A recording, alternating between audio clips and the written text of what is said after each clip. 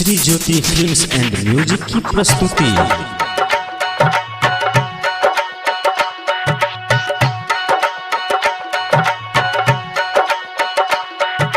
Music director DJ Bajrangi जी।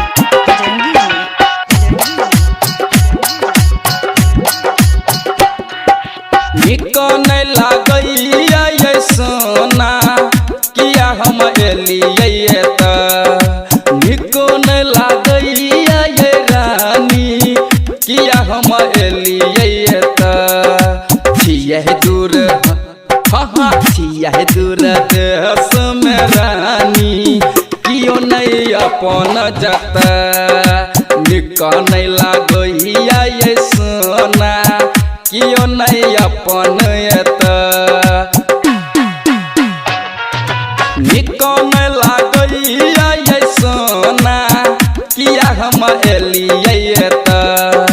निको नहीं लागैया ये रानी किया हम एलिए त छिया दूर हाँ छिया दूर देश में रानी कियो नहीं अपन जत निको नहीं लागैया ये सोना कियो नहीं अपन जत।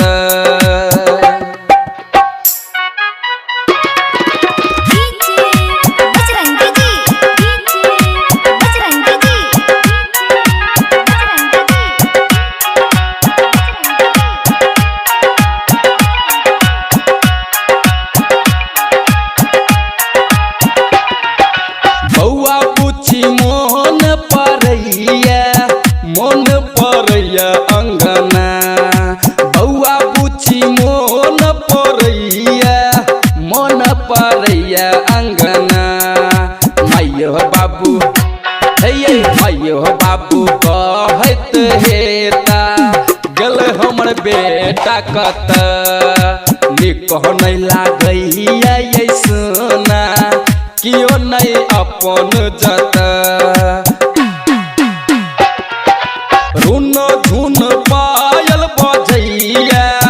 बाजैया हाथक कंगना रुन झुन पायल बाजैया हाथक कंगना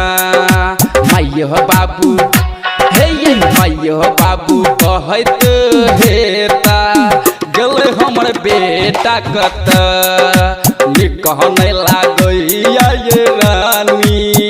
किया हम एलिए त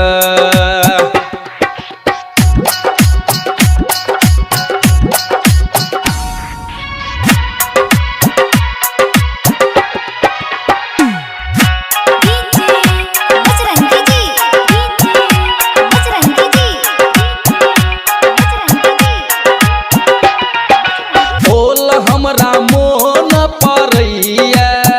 होया जे जैतो हम घर ओल हमरा मोन परैया होया जे जैतो हम घर गामे माये हे गामे माँ बीतेबै अब जीवन आयब नहीं आप एत निको नहीं लागैया ये रानी किया हम एलिए त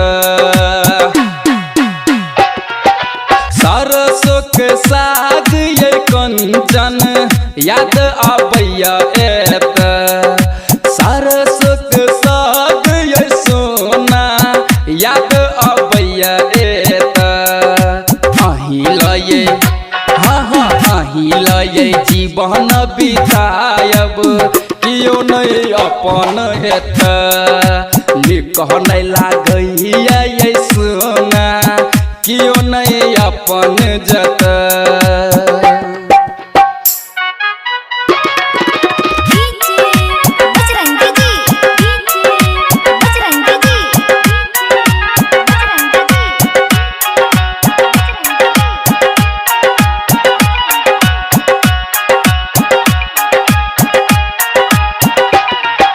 बिबिया के रोशनी पर ये सुंदर अहाँ के चेहरा बिबिया के रोशनी पर ये सुंदर अहाँ के चेहरा मोन होइया दुनू प्राणी रहतो ये अहाँ एत निकाह नहीं लगैया ये सोना कियो नहीं अपन जता बड़ नीक लागै छल ये कनिया ये अहाँ हमरा बड़ नीक लागै छल ये कनिया ये अहाँ हमरा लिख गाबै पारादीप बिहारी घर घर में बाजैया जता निकाह नहीं लागैया ये सोना किया हम एलियै त Shri Jyoti films and music की प्रस्तुति।